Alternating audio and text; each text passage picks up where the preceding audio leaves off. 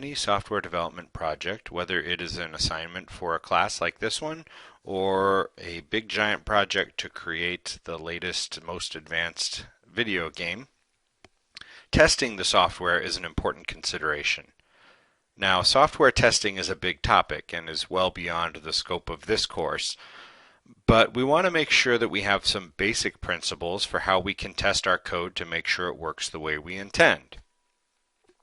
The main thing we want to emphasize is that we should think about our testing and we should choose carefully how we test our programs and not make it an afterthought. Often students will write their code, they'll type in a couple of numbers off the top of their head, they'll look at it and say, okay, that looks like it works, and they'll turn it in. What we want is to integrate testing into the way you think about designing your program. And to do that, we are going to use what we call test cases, which is just a very basic form, and we're using a very watered down form of it, but a very basic form of software testing. For our purposes, we can think of a test case as the data we're going to use to test our code, along with the output or the result that we expect to get. And that last part is important. We have to also know what our program should do with that input that we're providing. For example, if we're writing a simple program that just takes two numbers and finds the sum, a test case for that might look like this. We've got two inputs. We've got a 3 and a 3, and then we draw the little arrow there to show that our output should be a 6. And obviously this is a very basic example, pretty much as basic as you can get, but we can see all the parts there. We have data for every input that we're going to need, and most importantly of all, we have an expected output. So after I've written this program, I can run it, I can enter 3 and 3, and I can see that the answer should be 6, and I can match that with the actual result my program produces. You may think that testing is just something that you worry about after you write your code, but in fact there are advantages to thinking through how you're going to test your software before you even start writing any code. So one of the first advantages to thinking about our test cases ahead of time is particularly helpful in an educational setting like this one, where you're not deciding what program you want to write, you're assigned by someone else to solve a problem. If we write our test cases ahead of time, it forces us and it helps us verify that we actually understand what the problem is that we're trying to solve. And as silly as that sounds, it's not uncommon at all for a student to read through a problem in the textbook very quickly and start writing code and get partway through it and realize they aren't addressing the problem correctly. So doing test cases forces you to think about what input am I getting from the user or from wherever I'm getting the input, and what output or result do I need to produce. Related to that, but more importantly even, is that writing out your test cases ensures that you yourself understand the process for how we're going to solve the problem. And what I mean by that is not just, well, I know I need to find the sum of these two numbers, but do you know the steps and the arithmetic, if that's the case, that is necessary to write a solution? With a problem like our addition program, that's obviously pretty straightforward, but if the problem you're trying to solve is more complex, it becomes important to break down the steps you're going to have to go through. So imagine that we are going to write a program that calculates the area of a rectangle that has a circular hole cut out of the middle of it. In that case, we need to take a few minutes to think about, okay, exactly how am I going to solve this problem? What are the steps I need to go through, and how am I going to write code to accomplish that? So if I'm going to write out a test case by hand, I need to think about, okay, the first thing I need to do is calculate the area of the rectangle. And to do that, I'm going to need to know the length and the width of the rectangle, right? And I happen to know the formula for calculating the area of a rectangle, but at this point in the process, I could go look that up, or I could do whatever research I need to find that formula. After I've got the area of the rectangle, the next thing I need to know is what's the area of the hole in the center. And again, I could go look that up and find out how to calculate the area of a circle, and I realize that I need to know the radius of that circle in order to do that. Once I've got the area of the rectangle and I've got the area of the circle, I can just do subtraction, right? I can subtract the area of the circle from the area of the rectangle, and that gives me my final answer. So writing out the test case forces me to think through that process and to identify what are all the steps I need to go through, what are all the pieces of data I need, and that, for example, is going to be really helpful when it comes time to decide what variables I'm going to need to create. I mean, I can see from this problem that I'm going to need a variable for the length and for the width of the rectangle. I'm going to need a variable for the radius. I'm probably going to want a variable that holds the answer to step one. You know, what is the area of a rectangle? I'm going to want a variable that holds the answer to step two, the area of the circle, and then I'll want my final solution variable, my final answer that stores the result that I need to output back to the user. So writing our test cases ahead of time helps me mentally break that problem down. And the other thing that happens is beginning students have this notion that, well, I don't know how to solve the problem. I'm going to write the program to do that. But that's a little bit backwards. You can't write the code to solve the program, to solve the problem, if you yourself don't understand how the problem works. So we'll write our test cases first, and we'll sort out all of that information. The inevitable question that students ask is, how many test cases do I need for my problem? And unfortunately, I give kind of that typical teacher's answer, like, well, I don't know, it depends. The truth is there's no magic number for how many test cases you need. It depends on how complicated the program is and you know, how many different possibilities there are with the results.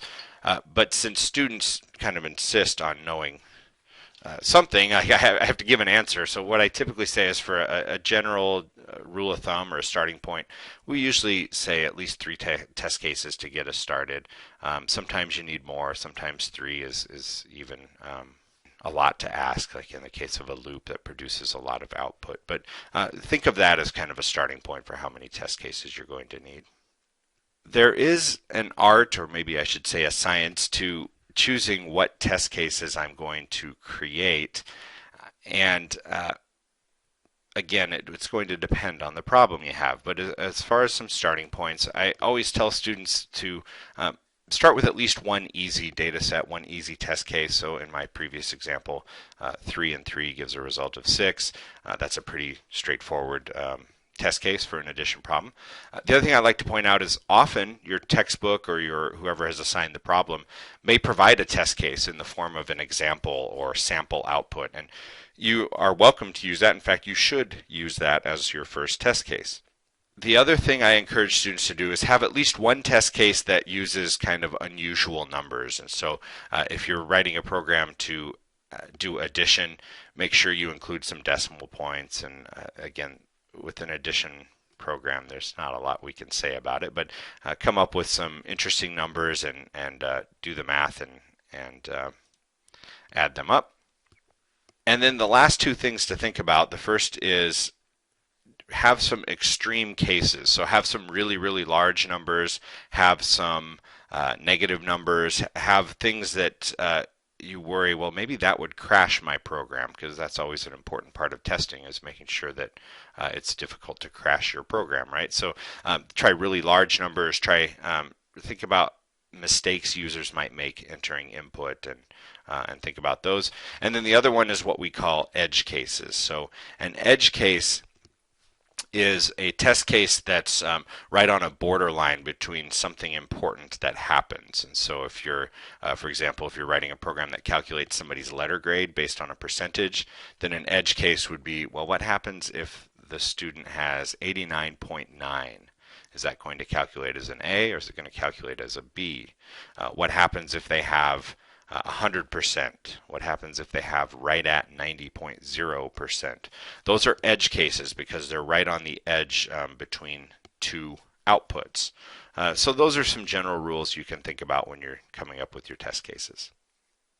Now that we understand what test cases are and what the point of them is and how do we start to come up with them, the last part is how do we write them, how do we document them in our program. In your life beyond this class, you probably are more likely to do your test cases in an automated fashion. In other words, have the programming environment or the code sort of test itself, and that's a big topic. It's beyond the scope of this short little video here.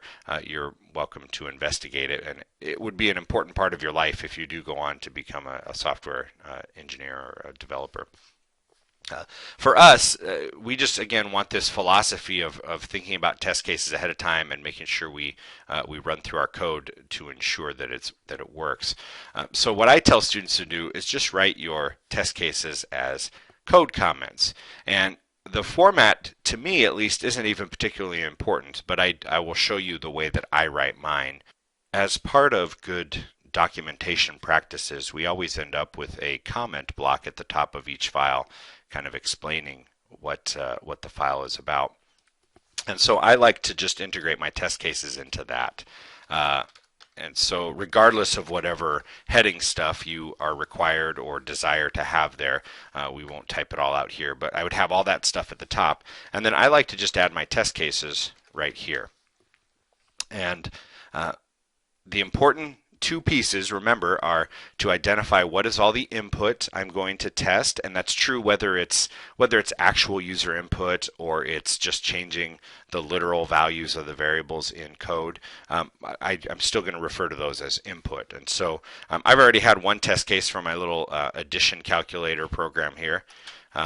If I put in 3 and 3 as my inputs, and I like to just draw a little arrow saying that that is going to result in an output of 6. Okay, easy enough.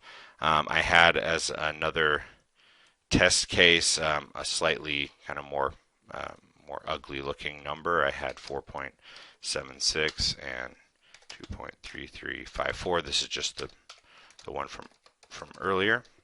And if I input those two numbers, then what I expect to get is 7.0954, I believe.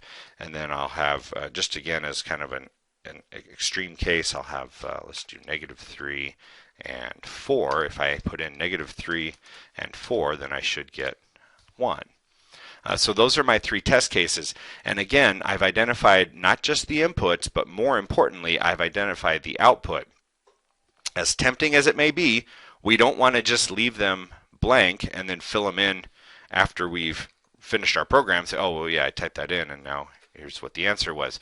All you're doing then is confirming that your code does what the code does, not that it actually does what it needs to do, which is a weird way of saying that, right? But it's kind of a confirmation bias. It just validates that my code outputs something. For the test case to have any meaning, we need to know what to expect before we run it. And then if they don't match, if I run this and I get a totally different number, now I have to decide, do I have different results because my test case is wrong or because I've got a bug in my code? And who knows? You have to look at it and see, but that's important, right? Because sometimes we do make mistakes in our test cases. Sometimes we type something wrong or we just think of one real quick and we don't pay attention to it. And often we have problems with our code that we need to fix. So those are 3 test cases for my little addition problem. Test cases still work even with problems that don't require numbers. So let's say I have this program that's going to allow the user to type in their name in all lowercase letters, and then it's going to capitalize all of their parts of their name correctly. So let's say we type in George Washington. Then the output for that is George Washington. Okay, and then for unusual cases, well, what if the person only has one name? So let's, oops. The program should still work correctly even if the person only has one name. And then what if they have what if they have three names? What if we include their middle name or their middle initial? So let's say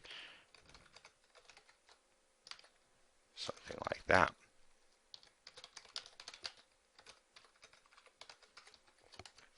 So again, I've come up with three test cases, and each one tests something different. So George Washington is just sort of your basic input that I would expect, a first and last name. The second test case checks to see that my program works if they only enter one name. The third test case checks to see if it works if they enter their middle name or their middle initial at least. So each one of these tests for something different, and it may be that, well, I might need another test case. I might need one where they enter an actual middle name or instead of just an initial. So in this case, I may decide that I need more than just my three test cases that my teacher promised me I only needed three. Well, again, that's just a rule of thumb. So that's the way I would document them. I put quotes around them to indicate that these are strings, and again, that's part of the design process, is like, okay, now I need to know that those variables are going to be strings. And again, I want to wrap up just by saying that software testing is a giant topic, and in a 15-minute video, you're not going to get a very good explanation of it. But moving forward in the course, I'm going to expect you to have some test cases, and this is the way that I prefer you document them. And I have no way, obviously, of knowing if you wrote your test cases ahead of time or not, but I strongly encourage you to write them first and not just slap them on at the end. You don't get any significant benefit out of them from that. From this point forward, I do expect you to have test cases, and you're going to start seeing that reflected in the rubrics for upcoming assignments. So make sure you ask questions if you have any uncertainty or concerns about how this works.